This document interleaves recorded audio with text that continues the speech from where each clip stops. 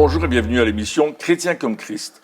Aujourd'hui, nous allons parler du sang de Jésus qui nous purifie. Alors, restez branchés avec nous, c'est un thème très important pour votre foi et votre marche avec Dieu. Alors Christine, tu as un texte à nous lire dans la lettre aux Hébreux, je pense. C'est un peu un résumé qui nous dit dans Hébreux 9, à partir du verset 11, « Quant à Christ, il est venu comme grand prêtre des biens à venir.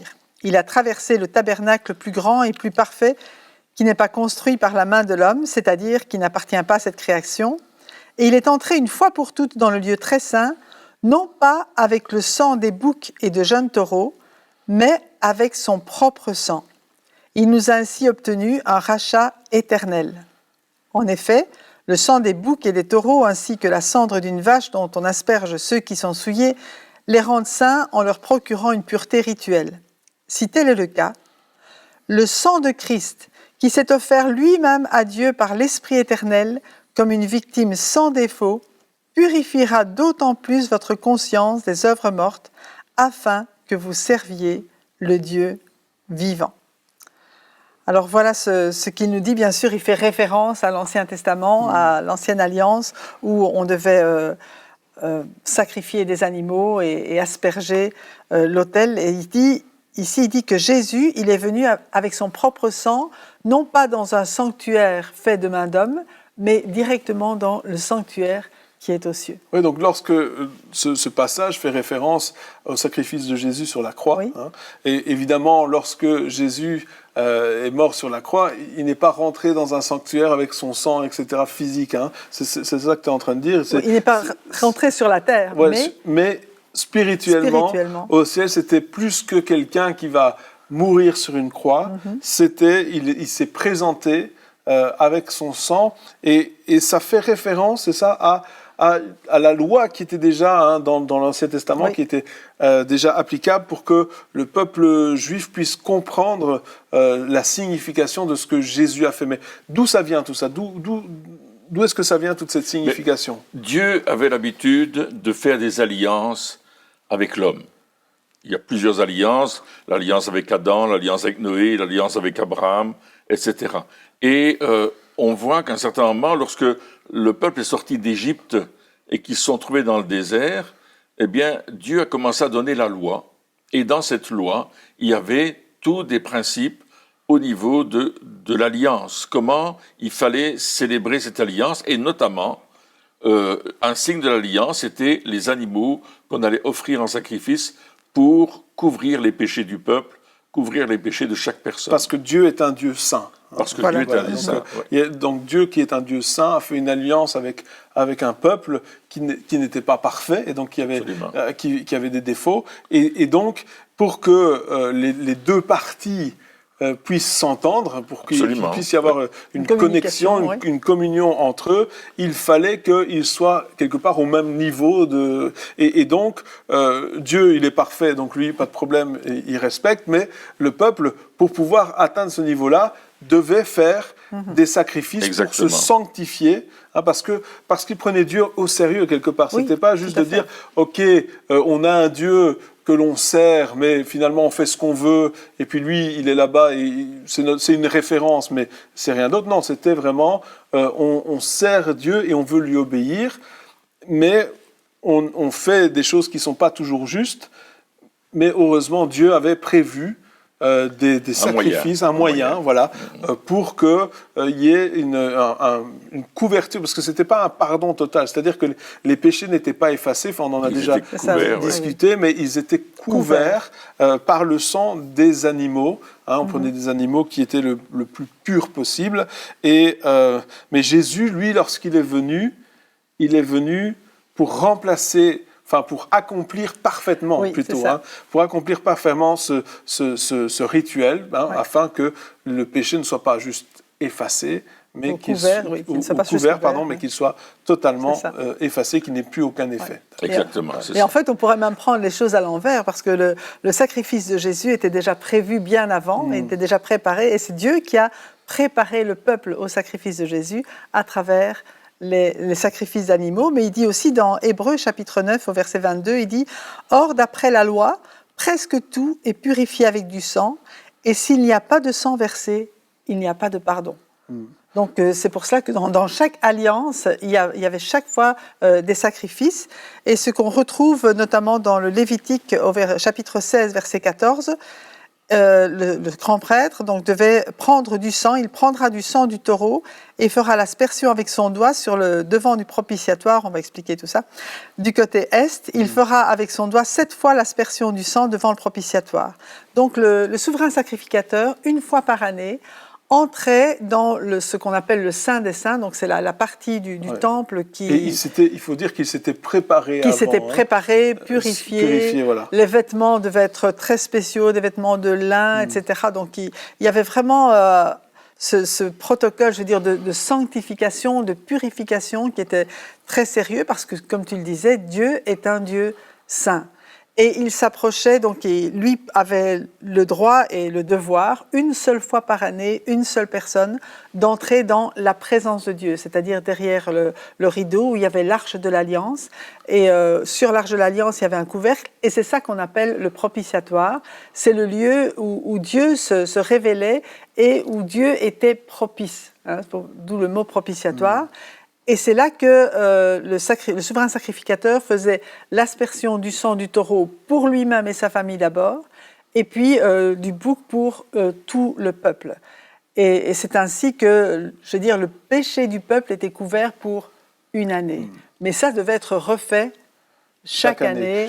Encore et donc on voit encore. aussi ici quand même que dans toute l'histoire de l'Ancien Testament, et encore justement dans le Nouveau Testament avec ce que Jésus a fait, on voit la puissance du sang et l'importance du sang. Alors aujourd'hui, encore une fois, on est dans une société où ce serait grotesque que de dire on va faire des sacrifices, etc., on va verser du sang, surtout pas.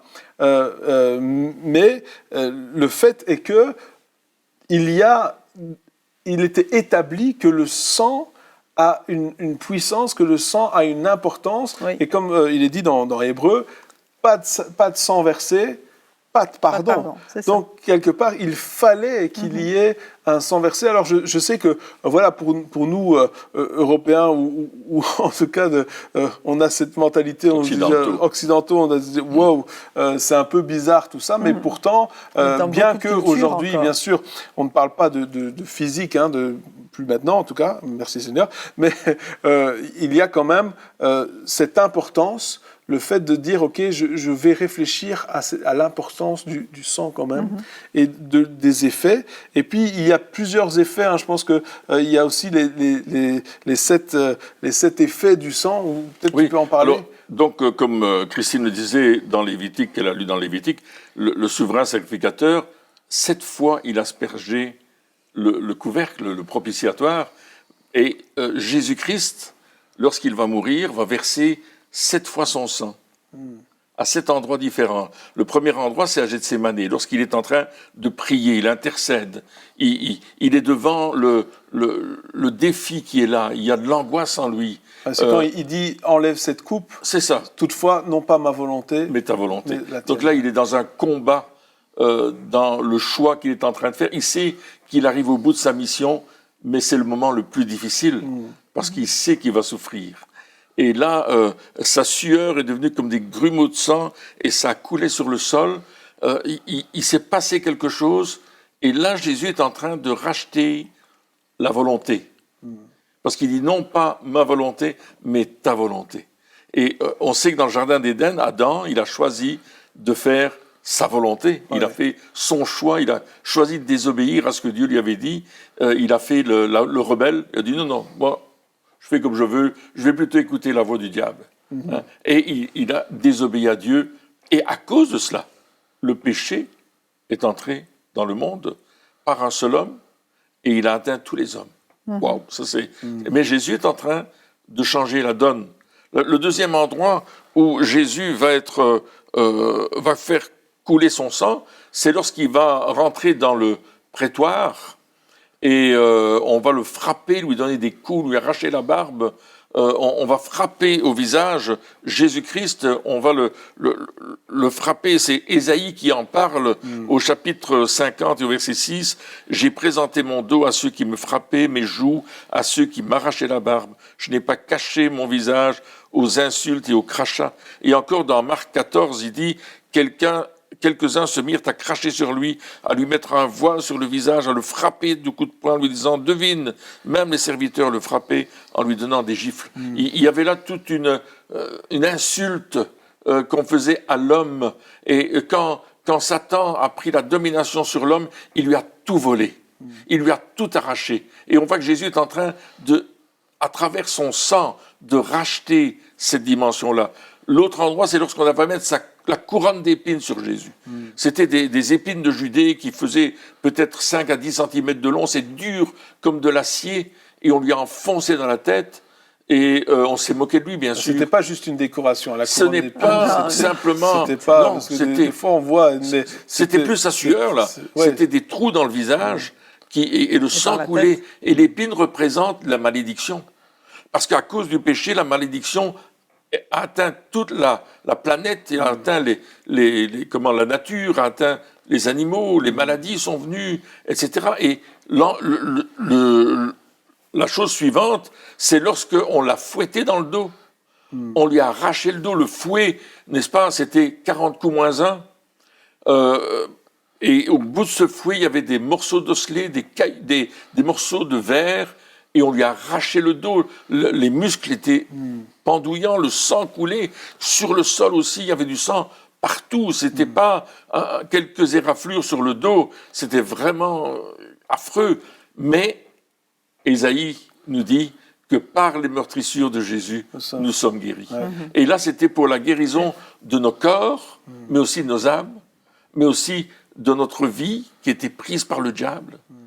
Il veut nous guérir parce que la maladie ne vient pas de Dieu, mais c'est une conséquence du péché et elle va toucher l'homme. Donc il a racheté la malédiction, la honte, la volonté, et la maladie. Donc voilà. Ça. Donc ça fait déjà quatre choses. Oui, et puis on va percer ses mains. Et les mains, ça représente quand même l'œuvre que nous faisons, que nous accomplissons. C'est les choses que nous faisons. Les mains, c'est les parties de notre corps que nous voyons le plus souvent.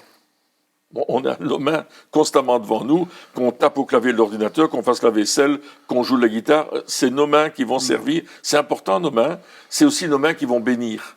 C'est aussi nos mains qui vont imposer les mains sur les malades pour qu'ils soient guéris. C'est aussi nos mains qu'on va se servir pour louer le Seigneur quand on va les lever. Les mains, c'est important. Et Jésus va racheter cette autorité au niveau de nos mains pour qu'on puisse bénir. Parce qu'avec nos mains, on a fait beaucoup de mal. On a tué des gens, on a peut-être frappé quelqu'un, on a peut-être volé quelque chose. Mais là, Jésus rachète ce que nos mains vont faire. Les œuvres, quelque part. Les œuvres de nos mains. C'est ça. Hein? Et ensuite, c'est ces pieds qui ont été percés. Et les pieds représentent le zèle de l'Évangile, où nous allons porter l'Évangile. Oh, qu'ils sont beaux les pieds de ceux qui annoncent de bonnes nouvelles, nous dira le prophète Ésaïe, et nous le répétera bien des fois. Nos pieds vont apporter les bonnes nouvelles. Alléluia.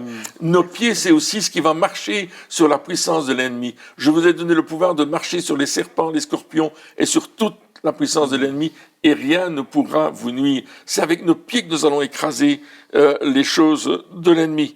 Et puis le côté a été percé.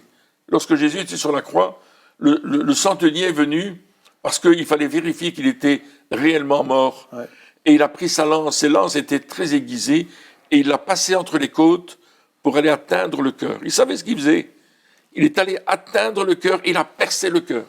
Et le cœur, ça représente plusieurs choses. D'abord, ça représente le mariage, ça représente le couple. Mais ça représente aussi l'Église, l'épouse.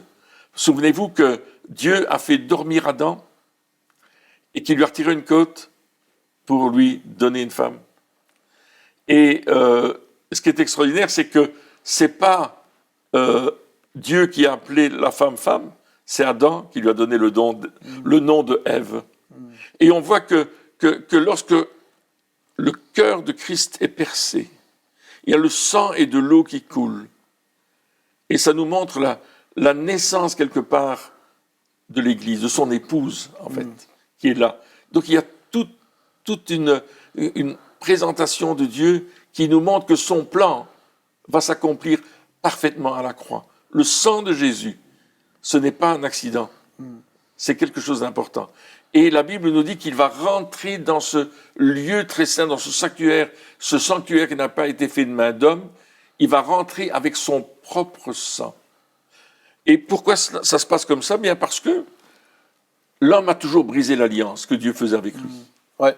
Mais Dieu a décidé de dire, il a dit, je vais venir en tant qu'homme et je vais faire une alliance avec moi-même, avec mon propre sang, une alliance qui ne pourra jamais être cassée. Parce que c'est lui qui l'a accompli. C'est lui qui l'a accompli. C'est lui qui l'a accompli et qui l'a respecté parfaitement. Exactement. Et l'Hébreu nous dit que à travers son sang, il nous accorde une rédemption Éternel. qui ne finit pas, éternelle. Donc il y a vraiment cette puissance dans le sang de Jésus, des effets qui sont là dans nos vies. Hein, donc, et aussi lorsque Jésus est arrivé avec son sang, justement, la Bible nous dit que le voile qui séparait le lieu saint justement du lieu très saint, on parle du fait que voilà, seul un homme pouvait entrer dans le lieu très saint une seule fois par an, après maintes et maintes sanctifications et même des fois, et il mourait parce qu'il n'était pas préparé. Hein, donc il y avait, on mettait une clochette avec une ficelle, et puis parce que personne ne pouvait aller le chercher forcément. Donc on tirait dessus s'il n'était pas préparé. Donc il y avait donc cette coupure, parce que le péché finalement c'est ça aussi que il y avait cette séparation entre Dieu et les hommes, c'est-à-dire que on pouvait s'approcher jusqu'à un certain point. Hein, on pouvait aller dans le lieu saint, peut-être, et encore, les sacrificateurs, c'était pas n'importe qui pouvait rentrer, mais on pouvait s'approcher jusqu'à un certain point, mais pas plus près. Et là, lorsque Jésus verse son sang, le voile a été déchiré, le rideau, ce qui mettait cette séparation quelque part, qui a commencé avec Adam et Ève. Oui. Cette séparation qui a commencé lorsque Adam et Ève ont décidé de pécher. Dieu leur a dit, non, maintenant vous quittez le jardin, parce que, ou sinon vous allez mourir, vous êtes plus dans un état de pouvoir rester ici. Et donc, il y avait vraiment cette séparation qui était là, et le sang nous rachète, nous guérit, voilà, et en même temps, nous rétablit cette relation tellement importante entre Dieu et nous. Et tout ça, c'est cette puissance extraordinaire du sang de Jésus. C'est merveilleux, c'est vraiment, et il fallait que ce soit seulement le sang de Jésus, parce que comme on l'a vu la fois passée, bien notre vie, on est né avec une nature pécheresse, et ce péché était déjà inscrit dans notre sang, mais il fallait un sang qui soit complètement pur, un sang, je veux dire, qui soit tout à nouveau céleste, et le fait que Jésus est né d'une vierge, eh bien il n'y a aucun sang humain qui a interféré avec son sang, parce que je suppose que beaucoup savent, en tout cas moi je ne savais pas, mais j'ai découvert que le sang de la mère n'interfère pas dans le sang du bébé. Tout cela vient du Père. Et le Père, bon, c'est Dieu qui a, le Saint-Esprit te couvrira de son ombre, a dit l'ange, donc c'était un sang pur. Déjà, le sang de Jésus, au départ, n'était pas contaminé par le péché. Ouais. Et c'est pourquoi il a été complètement, je veux dire, satisfaisant aussi pour Dieu et suffisant pour racheter toute l'humanité pécheresse. Ça, c'est fantastique, parce que Jésus est venu avec un corps de chair humain, donc il a donné son corps pour la vie du monde, mais son sang était pur et il a pu faire l'aspersion donc dans le tabernacle céleste avec un sang pur. Oui. Et ce qui est extraordinaire, c'est ce que l'ange déclare à Marie. On trouve ça dans l'évangile de Luc. Hein. Il dira, il sera appelé le Fils du Très-Haut. Oui. Il ne dit pas, il sera appelé le Fils de la terre. Il dit du ciel, du Très-Haut, de celui qui est dans le ciel, de celui qui règne. Et on voit que, bien sûr, on sait que Jésus existe de toute éternité, parce qu'il dira, avant qu'Abraham fût, je suis. Oui. Mais il a dû, comme tu dis, devenir un homme comme nous pour aller à la croix et faire une alliance nouvelle, la nouvelle alliance avec son sang. Et son sang-là, le sang de Jésus, non seulement il nous accorde la rédemption éternelle, comme dit la lettre aux Hébreux, mais aussi il nous purifie.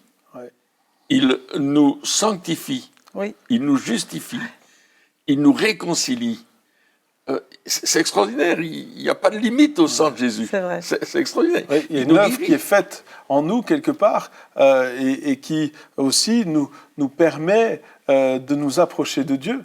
Parce que, encore une fois, on en a parlé un peu dans l'émission précédente, mais c'est plus nous qui vivons, c'est Christ qui vit en nous. Et quelque part, quand Dieu, le Père, voit Christ en nous, qu'est-ce qu'il voit ?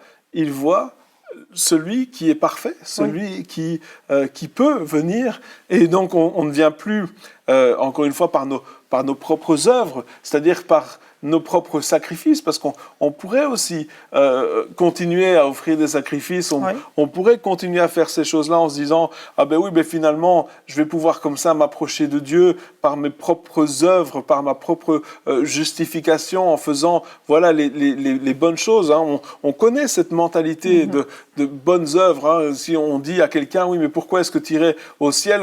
Il va te répondre « Mais moi, j'ai fait du bien toute ma vie, moi, j'ai fait le mon mieux, du coup, Dieu va le voir, mais c'est pas suffisant. C'est ça. Ça a jamais été suffisant. Et ce ne sera jamais. Et c'est pour ça que Jésus a dû venir. Et c'est pour ça qu'il a dû souffrir, parce que il s'est dit, s'il continue, eh bien, jamais il ne pourra y avoir de réelle réconciliation. Jamais il pourra y avoir de réel salut. Il faut que je me sacrifie. Et finalement, c'est ça, c'est de dire, est-ce que Dieu nous aime vraiment ? Eh bien, la réponse est là. Oui. Le sang. Non, mais la réponse est là. Il s'est sacrifié. sacrifié. Des fois, on se dit, oui, mais est-ce que Dieu veut vraiment me voir ? Est-ce que Dieu a vraiment envie que je ressente sa présence ? Est-ce que Dieu veut vraiment se manifester ? Est-ce que Dieu veut vraiment répondre à mes prières ? Enfin, on a des fois ces questionnements parce que on vit des situations qui sont parfois difficiles où le doute vient et commence à avoir un effet boule de neige qui grandit et grandit. Et là, on arrive des fois à se poser ces questions-là, mais à chaque fois, il suffit de se dire « Jésus est venu ». Et il a donné sa vie, parce que c'est pas, c'était pas, ça fait mal quand même. Oui. Et Romains 5, verset 8 dit que Dieu prouve son amour envers nous. Alors que nous étions encore des pécheurs, Christ est venu pour nous sauver, pour nous donner sa vie, et il a versé son sang. Ouais. Donc on voit que, comme tu disais, quand le Père nous regarde, il voit Christ en nous, mais il voit la nouvelle alliance faite par le sang. Ouais. Et il voit le sang qui dit, ah oui, purifié, et sanctifié. Il dit, quand nous étions encore des pécheurs. Oui. Oui. Alors pour tous ceux qui se disent, moi, je dois prouver à Dieu qu'il a bien fait de me prendre, des fois on pense qu'on a des choses à prouver, qu'on doit absolument démontrer qu'il a eu raison, ou que voilà, pourquoi Dieu devrait faire ça. Il est dit, mais non, quand vous étiez encore des pécheurs, c'est-à-dire que alors que tu avais fait tous les mauvais choix, oui, tout à fait. Alors que tu étais dans la mauvaise direction, alors que tu allais à du 120 à l'heure dans la mauvaise direction, j'ai décidé quand même de donner ma vie pour toi. Absolument. Oui. Pour avoir cette relation avec toi. Donc, c'est un cadeau extraordinaire, mais qui a coûté un prix extraordinaire aussi. Oui, tout à fait. Et je crois que c'est important ce que tu dis, c'est que parfois on reconnaît que le salut, il est gratuit, mais parfois, après, on essaye de faire des œuvres pour le mériter. Et ce que Paul a dit et qu'on a lu la fois passée, c'est que je vis aujourd'hui dans la foi au Fils de Dieu qui m'a aimé et qui s'est donné lui-même pour moi. C'est-à-dire que notre foi dans l'œuvre de Christ, elle doit être permanente. Ouais. Et elle doit permanente ou se renouveler, mais réaliser à chaque instant que si je vis maintenant, c'est parce que lui, il a accompli ces choses. Ouais. Si je peux faire des bonnes œuvres, parce qu'il y a des bonnes œuvres pour les gens qui sont sauvés, mais c'est parce que lui lui-même les a préparées et que c'est avec lui que je peux les faire, absolument, parce que sans lui, je ne suis pas capable. Donc tout ce que je peux faire qui soit agréable à Dieu, je ne pourrai le faire qu'en croyant en Jésus, en m'appuyant sur lui, en m'appuyant sur son œuvre et sur tout ce qu'il a déjà accompli. Oui, et puis en comprenant qu'il nous aime, et qu'il nous aime tellement, qu'il veut nous amener toujours plus loin. Et Jésus a dit une parole à ses disciples dans Jean 15, verset 5, il a dit « Si vous demeurez en moi et que je demeure en vous ». C'est pas compliqué. C'est vrai. Demeurer en Christ. Et lui demeure en nous si on dit « Oui Seigneur, ton amour, je le veux, et je veux t'aimer comme tu m'as aimé », Il dit, demandez ce que vous voudrez, ça vous sera accordé. Parce qu'on voudra faire des choses pour lui plaire, pour qu'il soit honoré, qu'il soit élevé, que son nom soit proclamé. Et c'est là que je comprends ma louange, mon adoration pour un Dieu qui m'aime tellement. Ouais, finalement, notre fierté, elle est dans ce que Christ a fait pour nous. Alléluia. Notre fierté, elle est là-dedans. Elle n'est pas dans nos œuvres, mais elle est dans ce sang qui a coulé pour nous. Et là, lorsqu'on vient en disant, mais est-ce que tu te souviens de ta vie avant Christ? Est-ce que tu te souviens que tu as fait telle et telle chose? Tu as menti, tu as volé, enfin, peu importe, il y a tellement de choses. Oui, c'est vrai, mais le sang de Jésus m'a purifié. Le sang de Jésus a lavé l'effet que ce péché avait dans ma vie, dans mon âme, dans mon caractère, dans mon comportement. C'est un détergent extraordinaire. Oui, il a nettoyé tout ça, il a enlevé cette culpabilité. Alléluia. Et moi, je veux vivre avec ces effets-là dans ma vie. Amen. Je veux pas, parce que on n'est pas appelé à vivre sous une culpabilité constante. Jésus nous a appelés, il a souffert pour nous, oui, pour qu'il puisse y avoir cette relation qui soit rétablie, mais aussi pour que tous ces effets du péché, parce que le péché, il a un effet nocif sur notre vie. Il a cet effet qui, sur le coup, peut-être qu'on éprouve du plaisir, ou sur le coup, peut-être on se dit, oui, c'est bien, mais après, il a un effet tellement destructeur sur nos vies et sur notre avenir, sur ce qu'on peut penser de nous-mêmes, sur l'image qu'on a de nous, des autres. Et puis, Jésus vient et dit, tout ça, je lave. Tout ça, je restaure. Et je crois que le but ici, c'est de dire, Seigneur, je veux profiter pleinement des effets du sang de Jésus. C'est ce qu'on a lu dans Hébreux. Et ce sang nous purifiera, purifiera notre conscience. Oui. Et c'est ça aussi, la conscience. C'est ça. La conscience, c'est ce qui est invisible aux autres.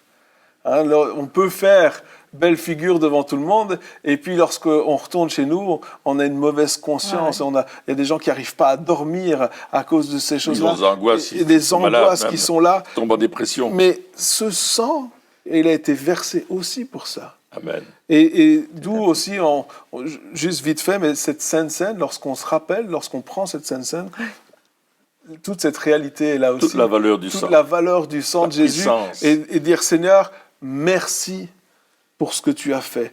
Et peut-être que vous qui êtes chez vous, vous pouvez aussi accepter ce sacrifice, accepter cette puissance du sang de Jésus dans votre vie maintenant et dire, Seigneur, merci pour ton sang si précieux qui a coulé pour moi à la croix et qui m'a purifié, qui m'a lavé, qui a restauré cette relation, qui a défini cette nouvelle alliance que toi, tu as payé pour ça. Seigneur Jésus, merci. Eh bien, chers amis, merci de nous avoir suivis encore pour cette émission et on se retrouve très bientôt pour la suite. Au revoir.